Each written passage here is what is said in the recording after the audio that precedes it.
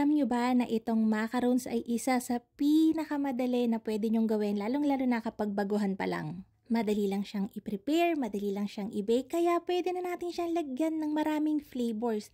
Today nga, gagawa tayo ng flavored macarons. Dito, meron akong 2 pirasong large na itlog, 1/2 cup ng milk, pwede ang evap, pwede rin ang fresh milk, pero mas masarap talaga dito kung maglalagay kayo ng gata. Yun talaga yung ginagamit ko, pero since easy lang to, doon tayo sa mas madali. 1 cup ng condensed milk, 1/2 cup ng melted butter. Ang ginamit ko lang dito ay yung butter compound prime ng High Caps Marketing Corporation, 1/4 teaspoon ng salt, and 1/2 cup ng sugar. Hinalo ko lang yan until well combined. And then dito sa separate na bowl, maglalagay tayo ng 2 cups ng desiccated coconut, 1/2 cup ng all-purpose flour, 1/2 cup ng powdered milk. Skim milk powder lang yung ginagamit ko dito, yung talagang ginagamit sa bakery, Milk Boy. Pero kahit anong powdered milk naman pwede, pangpasarap lang tsaka pangpalinamnam. Hinalo ko lang yon until well combined, and then isasalin na natin siya dito sa ating wet ingredients.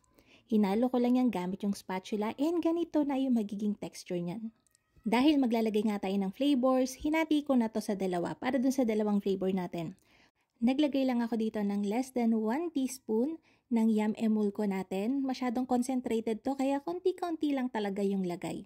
Hinalo natin yan, again gamit yung spatula. And then makikita niyo yung kulay niyan, ang ganda, tsaka mabango na talaga siya. Dito naman sa isang flavor natin, ang napili ko ay yung pandan coconut.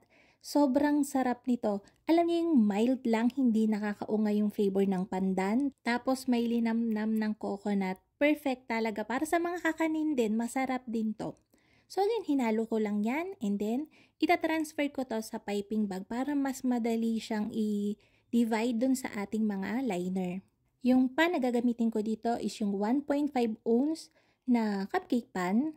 So, yung maliliit lang talaga to, perfect pang macarons. Sa recipe nga na to, makakagawa na tayo ng 45 to 46 pieces. So, madami na din. Binebenta ko to kadalasan pag per piece, nasa 8 to 10 pesos. Kaya lang pagka binebenta kasi to, naka-packaging na talaga siya. Para kahit marami yung gawin mo, okay lang, mabilis siyang madidispose.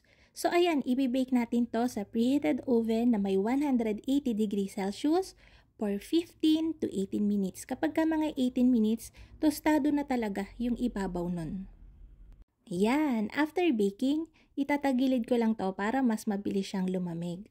Pagka lumamig na, tsaka ko siya ilalagay dito sa, ano ba ang tawag dito? Half roll na styro, tapos babalutin natin siya ng cling wrap. Mukha siyang dry yung ibabaw kasi bagong bake pa lang.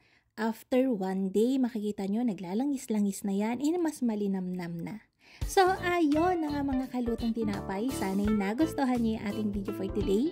Magkita-kita tayong muli. Ito po mga kalutong tinapay. Bye-bye!